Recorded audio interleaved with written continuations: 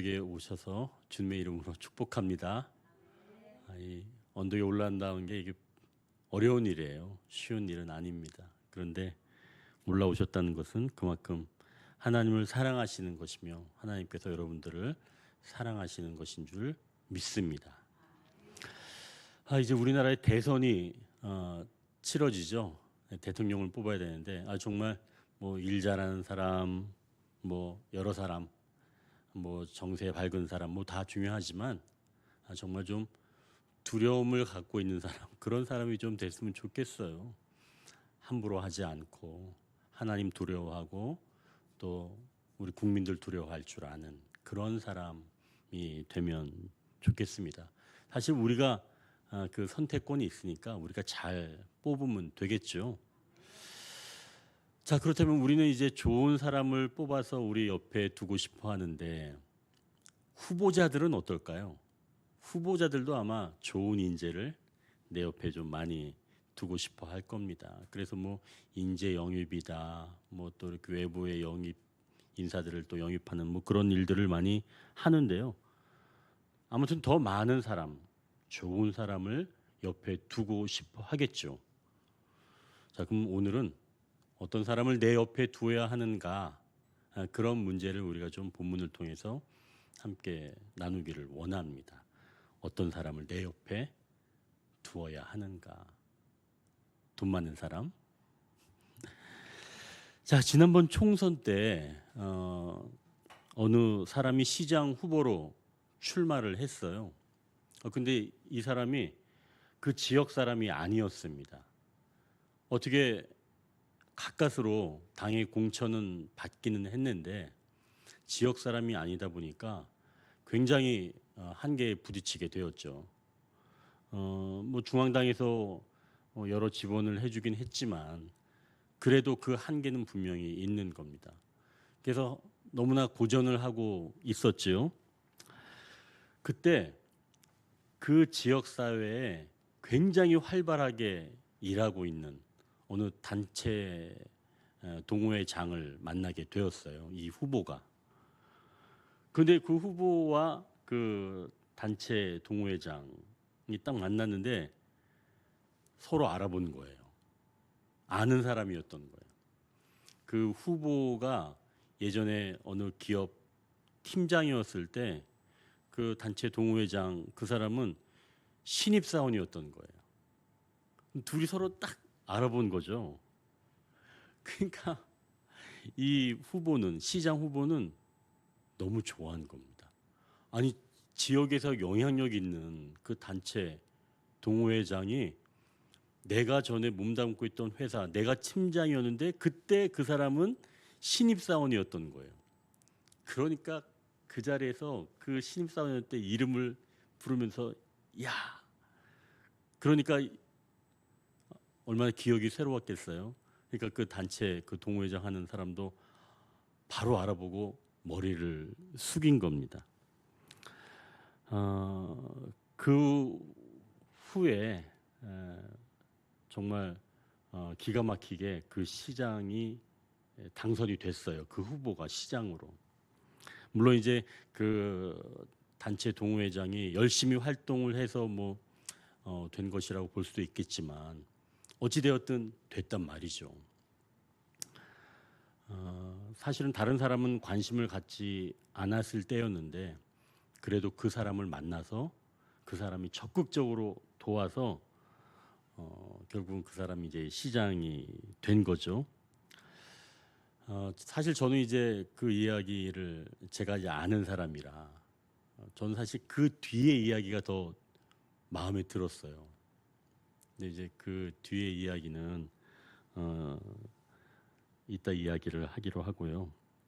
어쨌든 다른 사람은 관심을 갖지 않았는데 그때 나서서 도와주는 그런 사람. 그런 사람은 정말 너무 귀한 사람이죠. 그런 사람은 아마 좀 옆에 두고 싶어 할 것입니다. 오늘 본문에 나오는 사람도 그와 비슷한 사람이에요. 32절을 한번 보십시오. 바르실레는 매우 늙어 나이가 80세라. 그는 큰 부자이므로 왕이 마하나임에 머물 때에 그 그가 왕을 공궤하였더라라고 말씀합니다. 이 바르실레라고 하는 이 이름은 철연장 이런 뜻이에요. 그러니까 강직한 그런 이름의 뜻이겠죠. 강직한 바르실레. 어떤 사람인지 대강 좀 짐작이 가죠.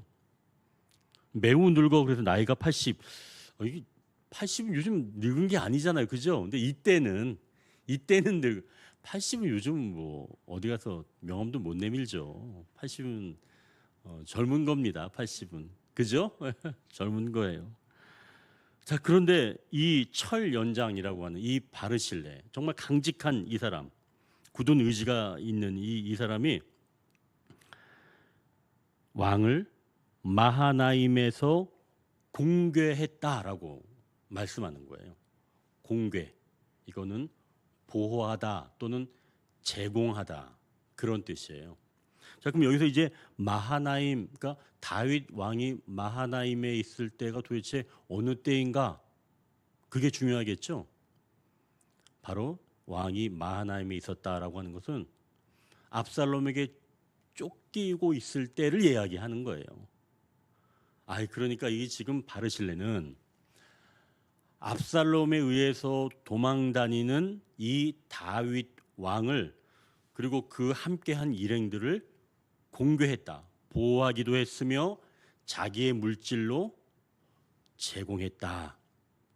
이 사실은 이때 당시에 이 다윗 왕은 도망다니는 신분이지만 더 정확하게 이야기한다면 압살롬이 왕이었어요. 그러니까 다윗에게는 미래가 없는 거죠. 가능성이 별로 없어 보이는 사람입니다. 그런데 그런 사람한테 자기가 모든 것을 내어주는 바로 그런 모습이 이 바르실레에게 있었다는 거죠. 가능성이 없어 보였는데도 모든 것을 제공해주고 보호해준. 아까 그 동호회 회장쯤 되지 않을까요? 가능성이 없었는데도 열심히 그냥 도와준 것 이란 말이죠. 자, 이렇게 철연장과 같은 굳은 의지로 이 바르실레가 다윗과 그 일행에게 제공을 해 주었는데요.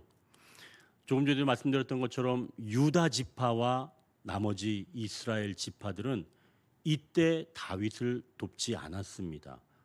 그럼 이때 이들은 뭐 했냐? 압살롬을 왕으로 추대한 사람들이죠. 유다 지파나 이 나머지 지파, 이스라엘 지파 사람들은 다 압살롬을 왕으로 추대한 겁니다. 다윗은 이때는 쫓긴 왕이지 아무런 의미가 없다는 얘기죠. 자, 그럼 이 바르실레가 이렇게 도울 때는 다윗이 왕으로 돌아갈 그런 기미가 보이지 않을 때란 얘기죠. 그럴 때도 도운 거죠. 그런데 지금 오늘 본문 보니까 다윗이 왕의 자리로 귀환하는 그런 자리예요. 그럼 이때 여러분 어떤 생각이 드세요? 야, 바르실레 이제 운이 텄어. 나이 80에 이제 정계에 진출할 일이 남은 거죠. 얼마나 좋아. 돈도 많은 데다가 이제는 정치에도 발을 들어놓을 수가 있는 그런 기회가 열린 겁니다. 자, 그래서 이제 이 다윗 왕이 바르실레에게 제안을 하는 거예요. 33절 한번 보십시오. 왕이 바르실레에게 이르되 너는 나와 함께 건너가자. 예루살렘에서 내가 너를 공궤하리라. 이제는 완전히 바뀌었어요. 내가 너를 공궤하리라. 내가 너를 보호하고 내가 너에게 제공하겠다. 왜요? 이제는 왕이 되었으니까. 왕이 보호해주고 제공한다면 얼마나 멋져요. 아무리 바르실레가 부자라고 하더라도 왕이 제공해주고 보호해주는 것은 격이 다르죠. 사실 세상 사람들이 이 맛에 돕는 거 아니겠어요? 내가 믿는 사람이 되면 그때부터는 앞길이 열리는 거죠. 지금 다윗이 바르실레를 두고 이 예루살렘에서 이제는 자기가 삶의 기반을 제공하겠다는 건데 여기서 이제 바르실레가 어떻게 하면 좋을까요? 그냥 못 이기는 척하고 그냥 따라가면 되는 거겠죠. 그래서 뭐 자기가 뭘 더 할 필요 없어요. 그냥 아유 뭐 그럼 정 그러시다면 뭐 제가 뭐 그냥 따라가지요.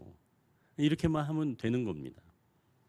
그럼 이제 나머지 인생은 정말 능력 있고 인정받으면서 살 수가 있는 거죠. 근데 바르실레가 어떻게 말했는지 35절 보십시오. 내 나이가 이제 80세라 어떻게 좋고 흉한 것을 분간할 수 있사오며 음식의 맛을 알 수 있사오리까? 이 종이 어떻게 다시 노래하는 남자나 여인의 소리를 알아들을 수 있사오리까? 어찌하여 종이 내 주 왕께 아직도 누를 끼치리까? 바르실레는 지금 정중하게 거절하는 거죠. 왕과 함께 예루살렘으로 가는 것은 오히려 누를 끼치는 거라고 지금 거절하는 겁니다. 아니 그러면은 어떻게 또 누를 끼칩니까라고 했을 때는 자기가 공개했을 때도 그게 자기가 어떤 잘한 일이다라고 생각하지 않고 이것 역시도 왕에게 누를 끼치는 거다라고 하는 그런 겸손한 마음이 바르실레에게 있었다는 걸 이야기하는 거예요. 그래서 바르실레처럼 어려울 때 옆에 있어주고 그 사람이 올라가면 뒤로 물러서주는 떠나려고 하는 이런 사람이 우리 옆에 두어야 할 그런 사람 아닌가요? 그렇죠, 여러분. 이런 사람이 사실은 우리 옆에 두어야 하는 사람이겠죠. 어려울 때는 바짝 같이 있어주고 좀 세워질 것 같으면 자리를 비켜주는 사람.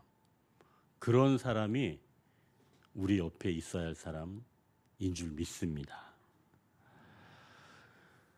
사실은 이제 제가 모두에 말씀드린 그 단체장이라고 했던 그 사람이 이제 자기가 미는 지원한 그 사람이 시장이 되었잖아요. 주변에서 이제 막 난리 났다는 거예요. 자기한테 청탁이 들어오기 시작을 했다는 겁니다.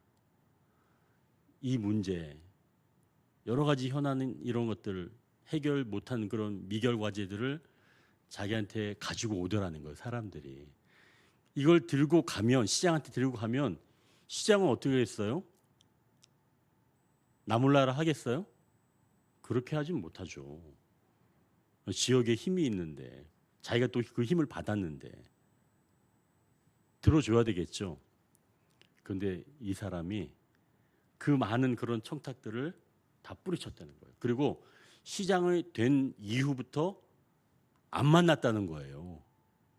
아예 거리를 뒀다는 거예요. 너무 훌륭하더라고요. 근데 교회를 안 나가서 그렇지. 이게 너무 훌륭하더라고요. 제 친구예요. 근데 교회를 안 나가요. 너무 아쉽더라고요. 그러나 정말 그 부분만큼은 참 잘하는 거다라고 하는 생각이 들더라고요. 높여줬지만 높여지고 나서는 가까이 가지 않는 것. 근데 이제는 좀 결이 다른 사람이 여기 나와요. 41절 한번 보십시오. 온 이스라엘 사람이 왕께 나와 왕께 아뢰되 우리 형제 유다 사람들이 어찌 왕을 도둑하여 왕과 왕의 집안과 왕을 따르는 모든 사람을 인도하여 요단을 건너가게 하였나이까 하매.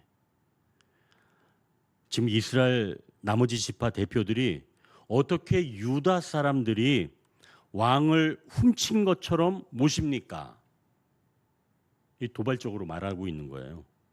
이건 왜 왕의 귀환을 유다 지파 단독으로 처리합니까? 이렇게 지금 따지는 거예요. 이게 지금 보통 따지는 게 아닙니다. 지금 난리 난 거예요. 지금 나머지 이 이스라엘 지파 사람들도 왕의 귀환을 위해서 준비를 하고 있었는데 느닷없이 유다 지파가 단독적으로 왕의 귀환을 주도하고 있었다는 거예요. 그거에 불만을 품고 지금 나머지 이 지파들이 막 항변하고 있는 겁니다. 이거 도대체 이래도 되는 겁니까? 이거 뭐 하는 겁니까? 사실은 유다 지파가 단독으로 일하니까 주도권을 유다 지파에게 빼앗긴 것 같으니까 이 나머지 이스라엘 북쪽 이스라엘 지파들이 분개하고 있는 거죠. 자기네들이 영향력이 줄어들까 염려하기 때문에. 자, 그 이야기를 듣고 유다 지파가 42절 이렇게 말하는 겁니다. 모든 유다 사람이 이스라엘 사람에게 대답하되 왕은 우리의 종친인 까닭이라. 너희가 어찌 이 일에 대하여 분내느냐?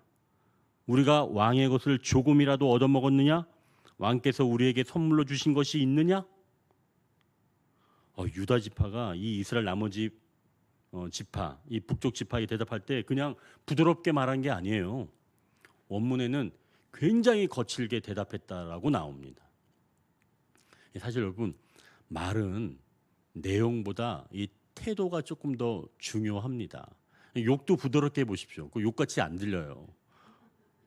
아니, 그렇다고 뭐 부드럽게 욕하라는 건 아니지만 그만큼 태도가 중요하다는 거죠.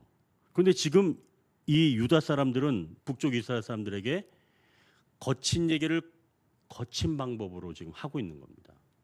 아주 분개하면서.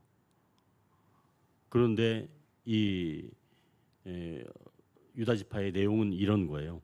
왕의 이 귀환에 유다 지파가 단독적으로 해도 하나도 이상하지 않다는 거예요.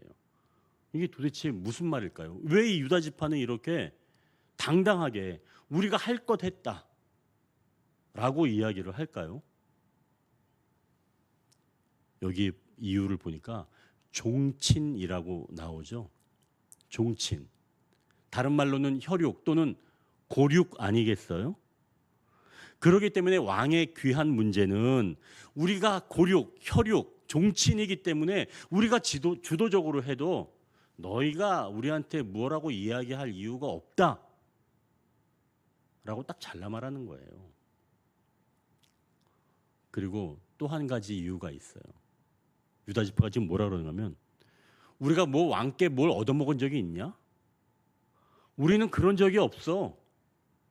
우리는 종친이거나 고륙이거나 혈육이라고 해서 우리 왕한테 뭐 얻어먹은 게 없단 말이야. 그래서 우린 더 떳떳해. 이렇게 지금 이야기를 하고 있는 거예요. 그러니까 이 유다 지파 사람들이 북쪽 이스라엘 지파 사람들에게 강하게 말하고 있는 겁니다. 꿀릴 게 없다는 거죠. 어차피 우리는 혈육이고 나는 얻어먹은 게 없어. 그러니까 이거 뭐 왕의 귀환은 우리끼리 주도적으로 해도 되지. 너희가 지금 상관할 바가 아니야. 이렇게 지금 이야기를 하는 겁니다. 그랬더니 북쪽 이스라엘 지파 사람들이 어떻게 말하는지 43절인데요. 오늘 마지막 절이죠. 이스라엘 사람이 유다 사람에게 대답하여 이르되 우리는 왕에 대하여 열 몫을 가졌으니 다윗에게 대하여 너희보다 더욱 관계가 있거늘 너희가 어찌 우리를 멸시하여 우리 왕을 모셔오는 일에 먼저 우리와 의논하지 아니하였느냐 하나 유다 사람의 말이 이스라엘 사람의 말보다 더 강경하였더라. 이제 어떤 내용인지 알겠죠?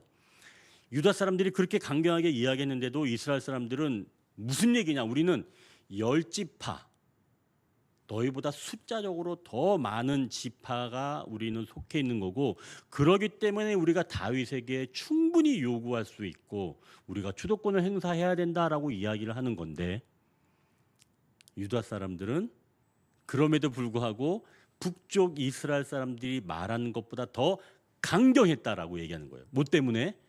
혈육이기 때문에 얻어먹은 게 없기 때문에 더 강경했다고 말하는 겁니다. 자, 그러면 이제 다윗 왕이 이제 왕으로 귀환을 하는데 옆에 둘 사람들의 모습이 지금 그려지는 거죠. 한쪽에는 유다 지파 사람들, 한쪽에는 북쪽 이스라엘 사람들. 이런 사람들이 지금 왕의 귀환, 즉 다윗 왕의 옆에 있을 사람들인 거예요. 여러분 마음이 어떠세요? 이런 사람들이 내 옆에 있다. 너무 힘들지 않을까요? 이런 사람들이 정말 내 옆에 있다면 굉장히 힘들 겁니다.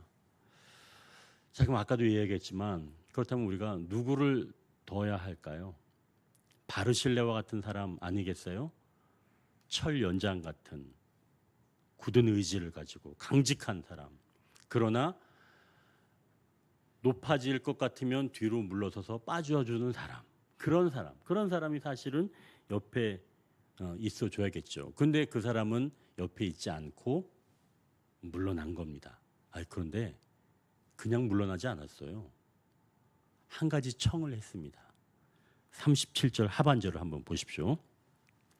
한번 같이 한번 읽어볼까요? 그러나 왕의 종 기맘이 여기 있사오니 청하건대 그가 내 주 왕과 함께 건너가게 하시옵고.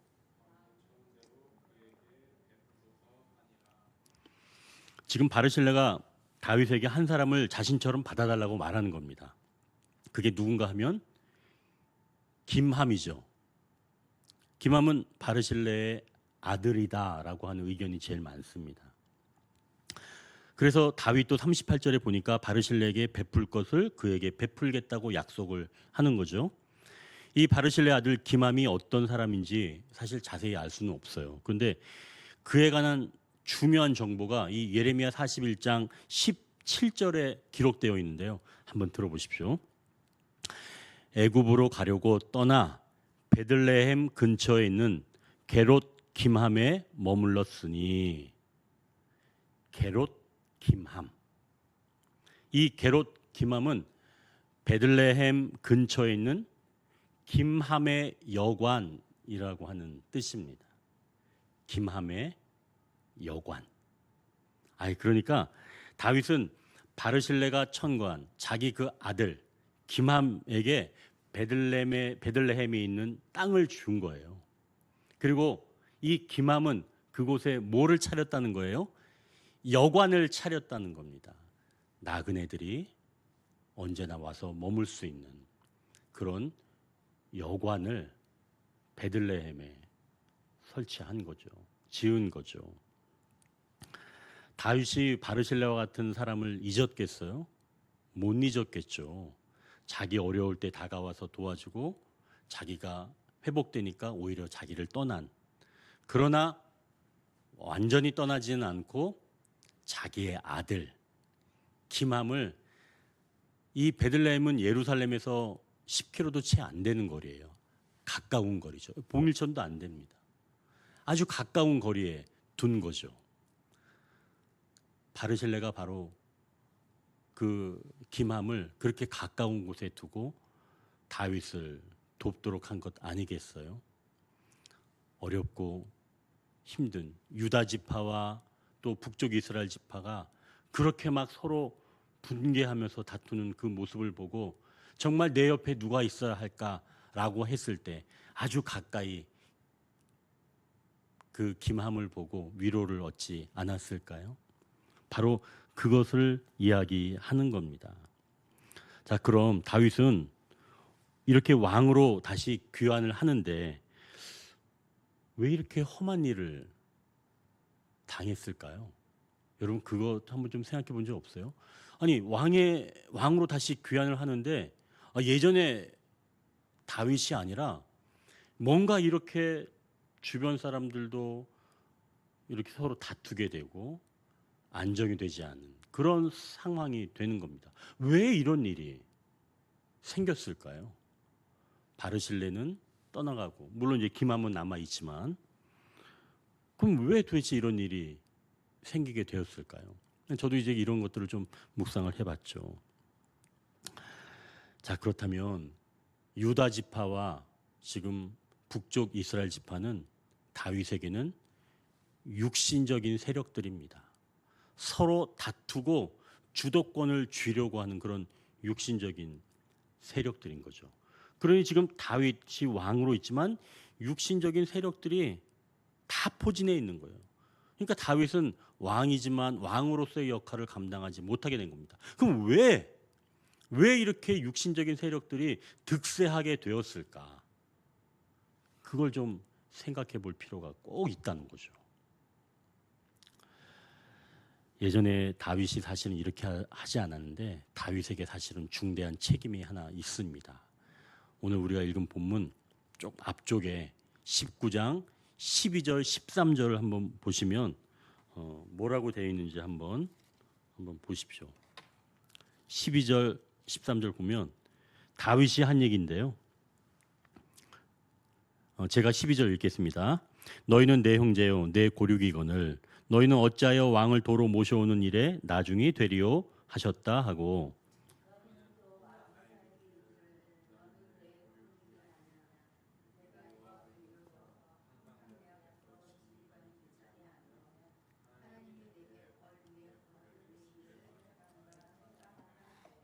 아멘. 지금 이 다윗이 압살롬이 죽었으니까 왕으로 이제 귀환을 하려고 하는데 유다 지파 사람들이 적극적으로 나서지 않으니까 제사장에게 인편을 통해서 왜 유다 지파가 빨리 나를 왕으로 다시 모시지 않고 있느냐?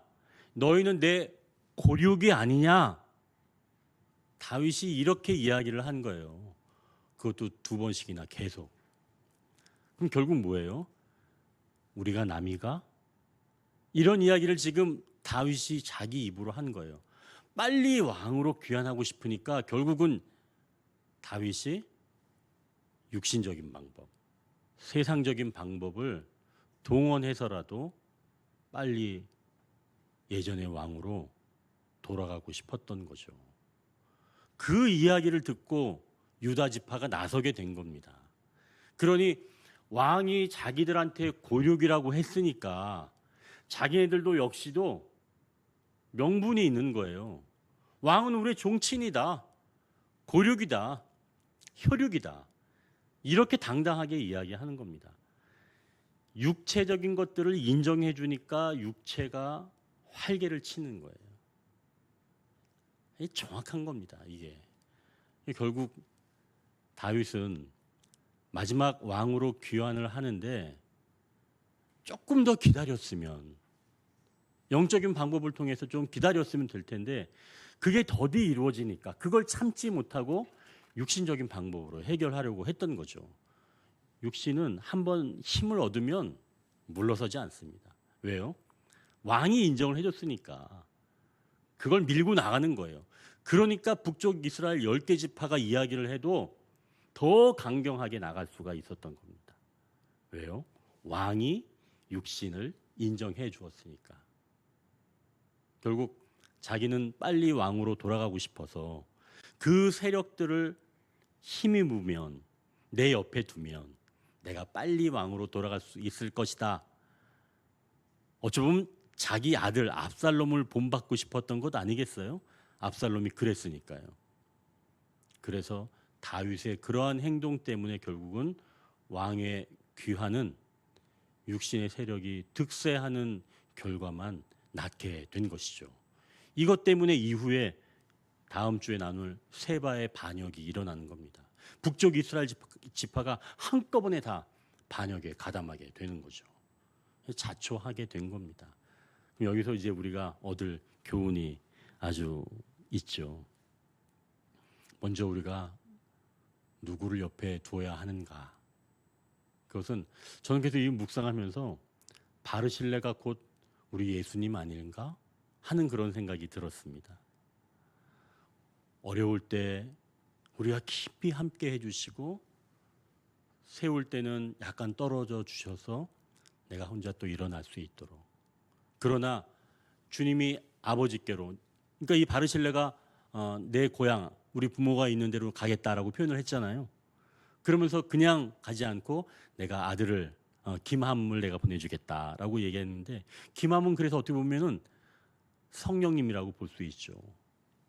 예루살렘에 멀지 않은 곳에 가까이 있으면서 늘 나그네처럼 다니는 사람들을 위로해주고 또 함께 해주는, 바로 그러한 분을 우리가 옆에 두어야 할 분인 줄 믿으시길 바랍니다. 그러나 그렇지 않고 내가 빨리 무언가 마지막에 일이 되지 않아서 뭔가 좀만 더 하면 되는데 왜 이렇게 더딜까? 그 마지막에 기다리지 못해서 육신적으로 일하게 되면 나중에는 육신적인 결과의 그 쓴맛을 볼 수밖에 없다는 거죠. 그러니 조금은 끝까지 인내하는 게 오늘 본문에서는 우리가 얻을 수 있는 귀한 교훈입니다. 육신적인 세력에 의지하지 않고 끝까지 영의 주도함으로 왕의 귀환을 위해서 기다릴 줄 아는 바로 그러한 다윗. 오늘은 바로 이 본문에서 우리가 그것을 통해서 함께 기도 제목을 얻을 수가 있다는 것이죠. 내 옆에 모셔야 될 분은 진정한 기맘 되시는 우리의 성령님이시고, 또 끝까지 우리가 육신적인 세력을 의지하지 않고 주님이 이루실 때까지 기다릴 줄 아는 자들 되게 하여 주옵소서. 우리가 함께